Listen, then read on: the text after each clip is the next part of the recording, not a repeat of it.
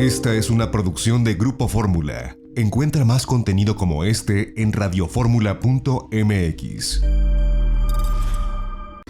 Ayer en su mañanera, el presidente López Obrador planteó que una cosa es la realidad y otra cosa es la percepción en materia de seguridad, al referirse a que los índices delictivos en el país han disminuido, dijo, inclusive en homicidios dolosos, que reconoció ha sido lo más difícil. De viva voz, Daniel Gómez Tagle, especialista muy reconocido y prestigioso en temas de seguridad y uso de la fuerza. Daniel, gracias por estar con nosotros. Te lo aprecio como siempre muchísimo. Gracias a ti, Ricardo, por la invitación y la oportunidad de platicar con tu auditorio. Daniel, en realidad, ¿han bajado los índices delictivos en este país? No, y ese es el gran tema de la declaración del presidente, ¿no? Habla de que la realidad es una y la percepción es otra. La realidad está rebasando a esta percepción por mucho. Sobre todo hay un caso que el presidente no hace mención. La propia Secretaría Ejecutivo del Sistema Nacional de Seguridad Pública declaró que el año pasado, 2021, fue el año con mayor número de denuncias en una década. Es decir, la gente estaba confiando en las autoridades y haciendo sus denuncias para que se buscara, se hiciera la justicia. Sin embargo, esa justicia no llega por muchos problemas de la estrategia de seguridad que incluye la investigación de los delitos. Y lo que sucede es que lo que tenemos ahora es que vuelve a subir la percepción de inseguridad. Es decir, la gente se está dando cuenta que los delitos se siguen cometiendo y que lo que prevalece es la impunidad. Entonces, la percepción vuelve a cambiar en sentido negativo, por más que el presidente esté hablando de que la realidad son indicadores a la baja, en realidad se mantienen estos indicadores. Y un gran detalle, Ricardo, sí, es el hecho de que bajan los homicidios. Y eso pues debería de alegrarnos a todos de que haya un descenso. Sin embargo, en todo el país, básicamente en todo el país, suben los delitos contra la integridad corporal. Es decir, hay más agresiones, matan menos gente, pero hay más agresiones contra las personas. Y la otra es el número de desaparecidos.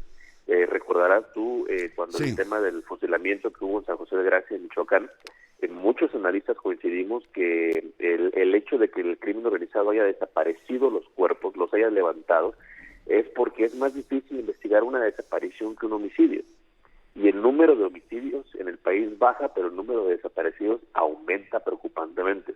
Entonces, ahí tenemos un conflicto, número uno, que la impunidad que sigue prevaleciendo, y número dos, que los datos, pues, no podemos decir que sean confiables. Eso te iba yo a preguntar, ¿qué papel juega la impunidad? El hecho de que no haya castigo en México. ¿Sigue existiendo este porcentaje pavoroso de que solamente 3 o 4 de cada delitos que se cometen, solamente en 3 o 4 casos se hace justicia finalmente y otros 97, 96 quedan impunes, Daniel? Desde luego, y ese es el gran problema. Cuando ahora se le ha criticado al presidente, se le ha exigido que haga un análisis de la Estrategia Nacional de Seguridad, es precisamente, Ricardo, porque el problema es que los ministerios públicos son un embudo en donde todas las investigaciones chocan y no permiten estas resoluciones.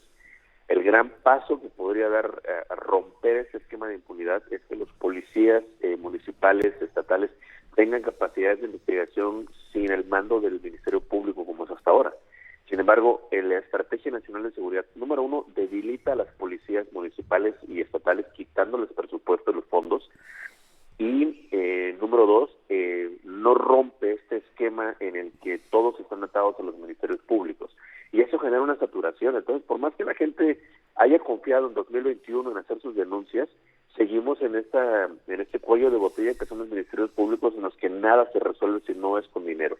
Entonces, prevalece la impunidad, prevalece la corrupción, y lo único que no se resuelve aquí es la justicia, ¿no? Seguimos padeciendo la injusticia en todos los niveles. Daniel, no tienes una bola de cristal, pero ¿cuáles son las tendencias en ese sentido? ¿Cuál es la tendencia respecto al incremento de la inseguridad, al incremento de la criminalidad en este país, Daniel? Porque da la impresión de que no va a haber ningún cambio por parte de la política oficial. El presidente ha defendido una y otra vez a ultranza su estrategia de abrazos, no balazos.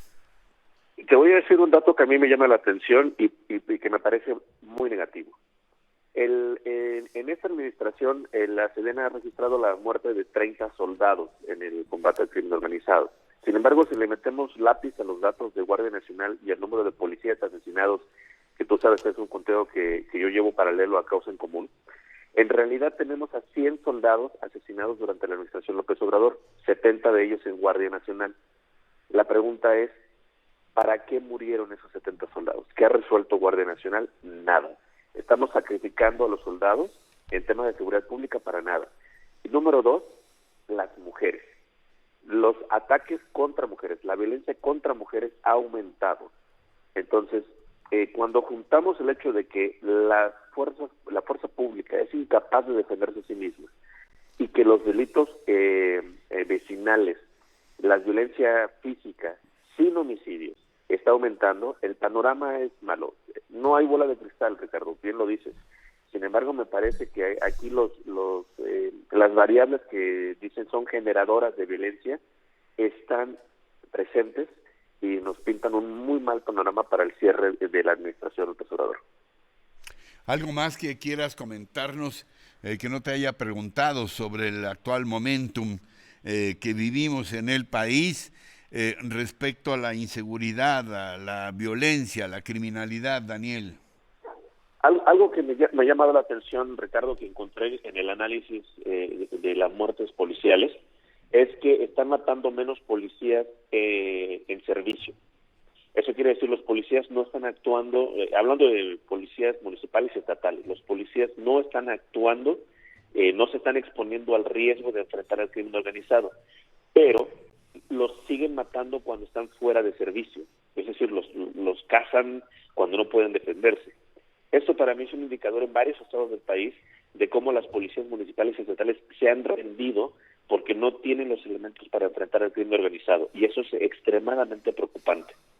Me parece que ahí tenemos que prestar atención a cómo se desarrolla, sobre todo en estados, por ejemplo, Veracruz, Colima, y básicamente todos los estados del Pacífico, porque los policías municipales no están actuando contra el crimen organizado porque carecen de los recursos humanos, materiales, económicos y sobre todo legales. Ahí la importancia de la estrategia y de su revisión. Entonces, hay que preocuparse, Ricardo. Daniel Gómez Tagle, un reconocidísimo especialista en seguridad y uso de la fuerza. Te aprecio muchísimo, de verdad, Daniel, tu participación generosa con nosotros. Ha sido de verdad muy aleccionador escucharte. Gracias a ti, Ricardo, por la oportunidad. Muy buen día. Muy buen día. Esta fue una producción de Grupo Fórmula. Encuentra más contenido como este en radioformula.mx.